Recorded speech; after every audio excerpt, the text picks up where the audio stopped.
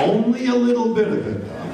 Only a little bit. Only enough to do the services that everyone expects. And we did that.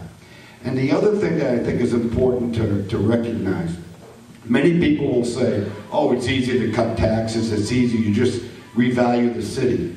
Well, let me tell you, we're working off 1998 valuations, which are pretty up to snuff right now. It's just about where they are right now. So we didn't have the big up and down in our valuations. In Augusta, I pledge to you that as your governor, I will not have 24 assistants in my office.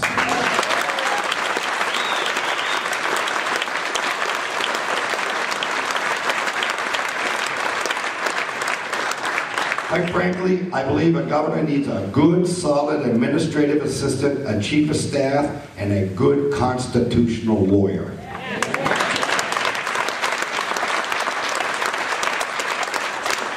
One lawyer. Next step, regulatory environment. The state of Maine is under regulatory control. The whole environmental movement was designed as an environmental oversight. Allow us to own our properties, but have oversight that we don't damage the earth we live on. We've gone well beyond that. Now we're being controlled. And that needs to stop.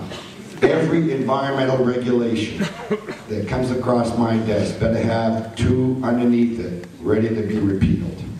Because I believe we need to shrink the control and get back to oversight. And I'll give you a couple of examples. One just happened this week. I called it, we were opening up a store in Ellsworth. We called the town, we said there's a flashing light in front of the store, we'd like to have that made operational. They said, well, we have nothing to do with that, you gotta call the state. That got me a little angry because it was not very friendly. So then I called the state, and the state says, well, in order to turn that light on, you have to prove to us that it's necessary. Okay. How do I do that? You hire a traffic engineer. I said, well, we're only moving a quarter mile from downtown up to this bigger store. And we said, well, I need to know that there's going to be at least 500 cars coming in and out a day. I said, well, the last 6 years we're averaging 719 cars coming, cash register totals a day. So that's about 1,500 cars in and out. Does that make any difference? I want that traffic study. About $50,000 we're going to waste. So I said, well, fine. When there's enough accidents, you guys will come up and turn it on.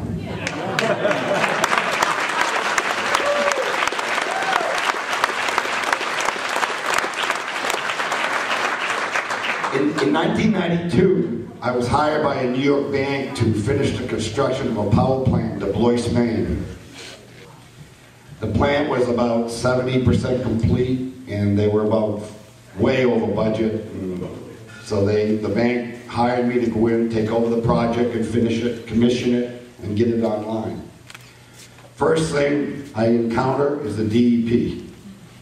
They say, we need you to do a study for us. You'll have to go to the university, get some biologists, and we'd like you to go around the state and see if you can find any buffalo. Correct, buffalo.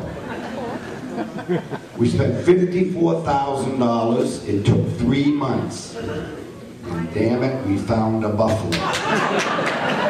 At the Acadia Zoo.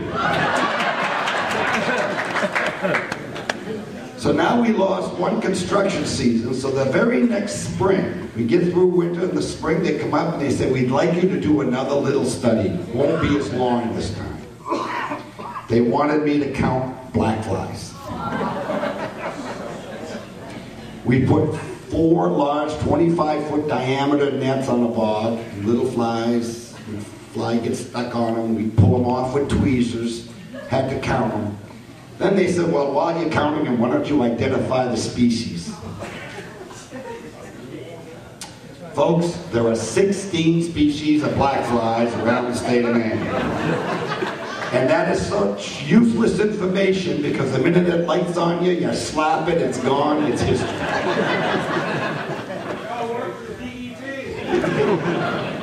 That was just the method of controlling a project. They didn't want it, and they did everything they could to sabotage the project. Not dissimilar to what's happened to Plum Creek in Greenville. That we have to stop. Period.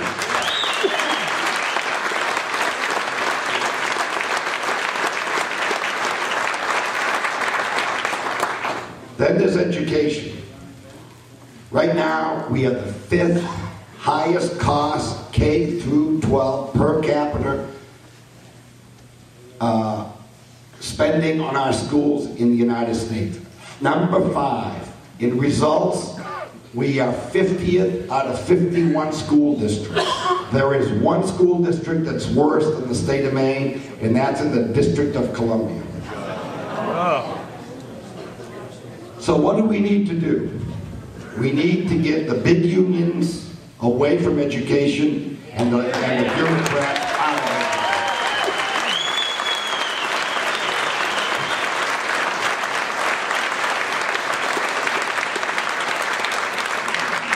We need to encourage homeschooling because it's proven to work.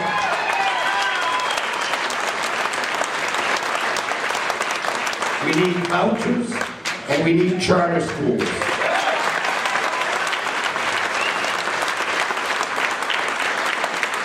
Just recently, the legislature turned down charter schools again. And it's proven to work across the country. But for some reason, here in Maine, the big unions had such a stranglehold on Augusta and the Democratic Party that the kids don't count. And it's all about the kids. So what I'm going to do is find a superintendent or a commissioner that comes out of education who cares for the most important asset in the state of Maine, our children.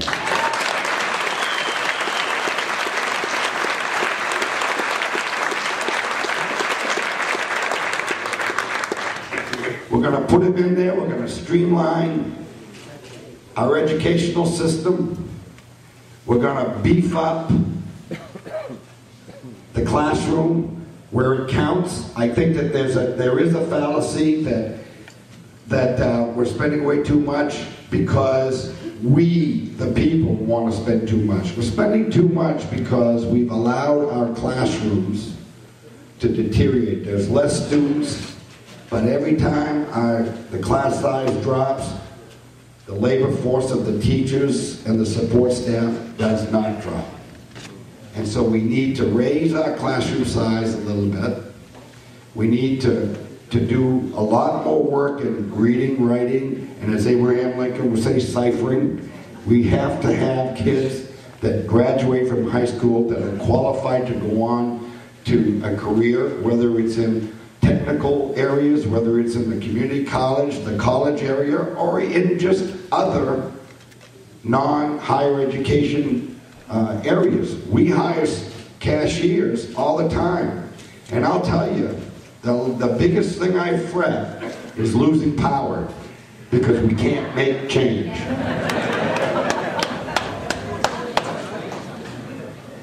So we really need to do an awful lot of work. I think consolidation from a concept was a reasonable program to look at.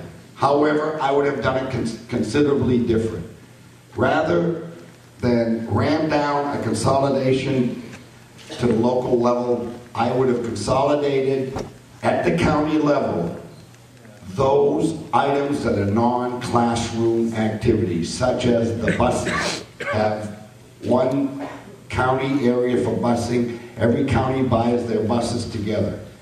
You do IT, virtual education. You can do that from a central location.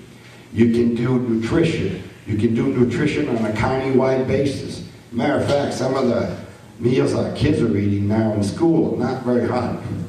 And we complain about you know, diabetes, but some of the things that we're feeding them in the schools is not, it's not very good.